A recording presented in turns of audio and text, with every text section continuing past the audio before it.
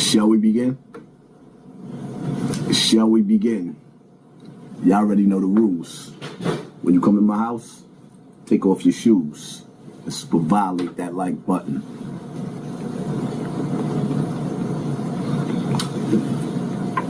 This Yella Beezy video is one of the most requested videos that I've been getting lately. So we're going to skip straight to the chase and get into it. Y'all been knew the situation between Yella Beezy and Mo 3. Mo 3 got on the track and bragged about shooting Yella Beezy multiple times.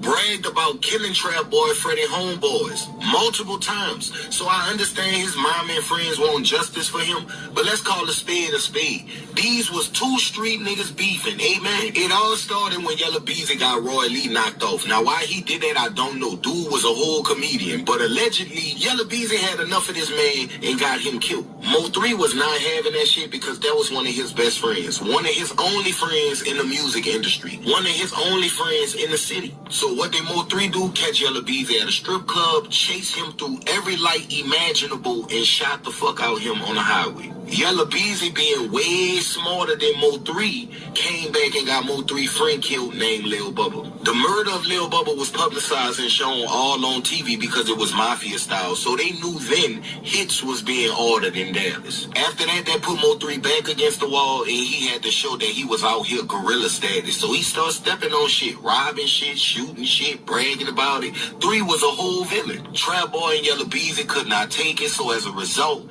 they commenced murder, allegedly. They commenced it. So we saying long live 3, and that's on me. But the truth of the matter is we have 2 young black superstars who was very successful, had children, supported their family and friends. They were great black men for the community, but they chose violence and threw it all away. This is Dallas County. I do not understand why Yella Beezy or Mo 3 thought they could get away with this shit, but they about to learn real fast, because Mo 3 gonna get charged from the grave for all that bragging on them bodies he was doing. Y'all gonna see he wasn't no good guy.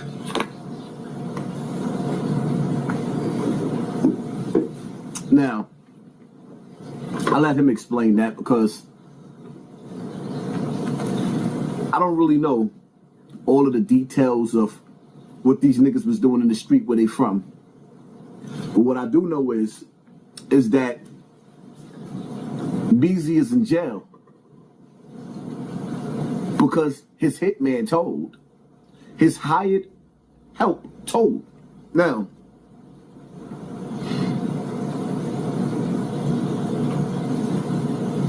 Beezy only had one job. He only had one job. That was to go on that jail house visitor floor every chance he got.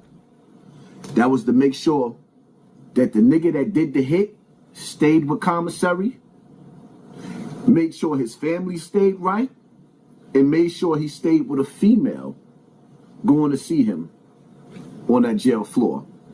I'm gonna tell you what the problem is, right? Because I've seen this 1,000 times over. I could even give you an example without.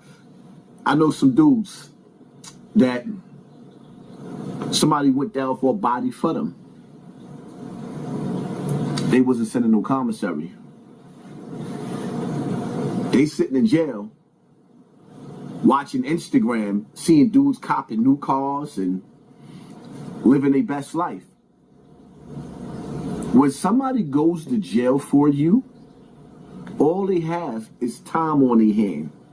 And they sitting there, miserable, trying to figure out any way to get out. Yella Beezy, I can't promise you that if he was going to see that man in jail, that he wouldn't have told.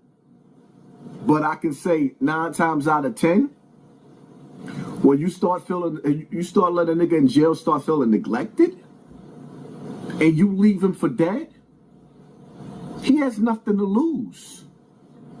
I'm sorry to inform y'all, but in today's time, niggas nobody cares about being called a snitch.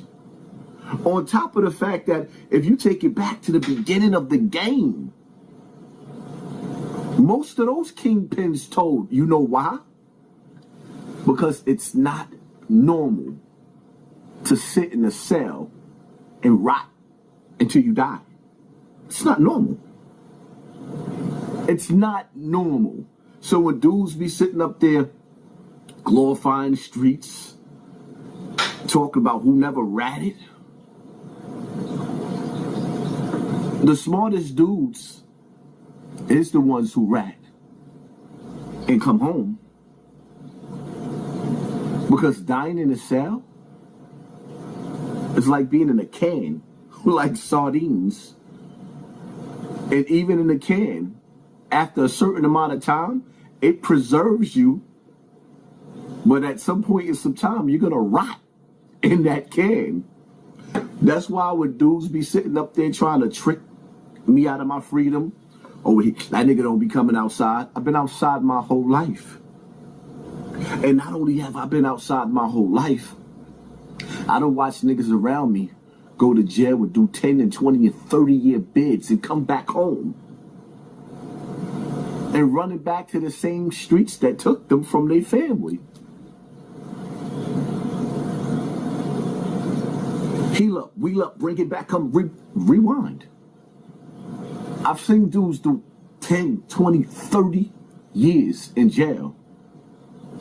And then come home and run back to the same streets that took them from their family.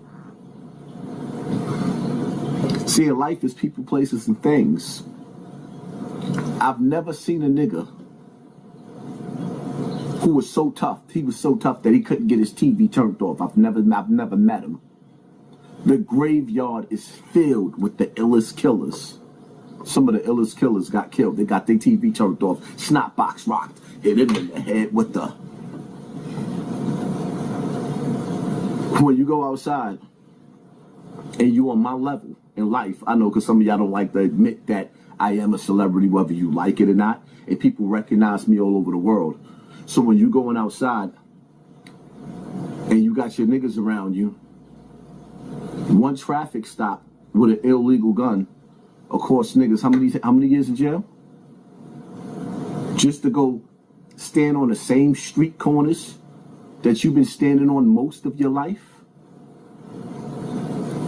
If the object is to make it out of the hood,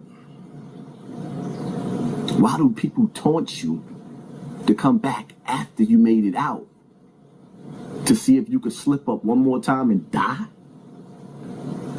You're right. It is what it is. That's my take on this situation. Hit that like button, hit that share button, hit that subscribe button, and pay attention to your circle before they hurt you. Because they smile in your face. All the while they want to take your place, the backstabbers. Nah.